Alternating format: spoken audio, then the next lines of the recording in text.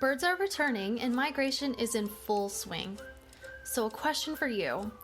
How is it possible for little birds like hummingbirds to make the arduous, non-stop journey across the Gulf of Mexico in less than 48 hours and still survive?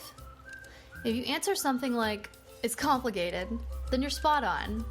Bird migration is a fascinating, very complex behavior, and researchers are still putting together the pieces for it. On a basic level, migration is the large-scale movement of birds between their summer breeding grounds and their winter non-breeding grounds. Some birds will migrate very short distances, others will migrate a medium distance up to maybe a few hundred miles, and others will make the long-distance journey that spans multiple continents.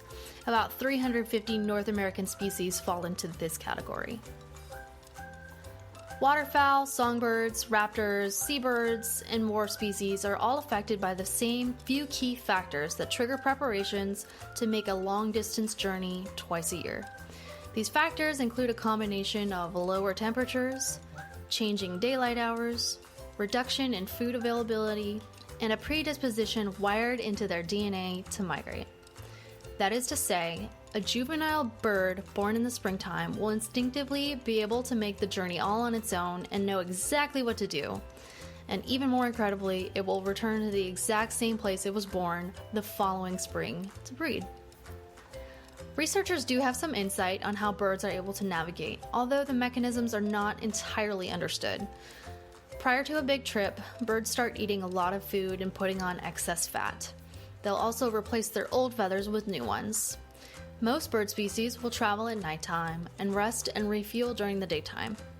While on their journey, they use a combination of cues to navigate, including landmarks, mountains, waterways, vast stretches of greenery, and man-made structures, celestial positions of the sun, moon, and stars, sensing the Earth's magnetic field, and following other birds' pathways that have the best resources along the way.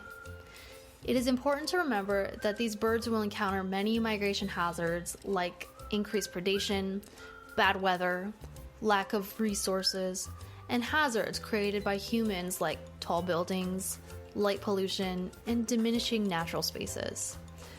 All things considered, it's an incredible feat that birds face twice a year. So to answer the original question, the answer is, it's complicated, but it's feasible nonetheless. To find out what birds are headed your way, you can visit www.birdcast.info for the latest migration forecast and near real-time radar on migration activity each day.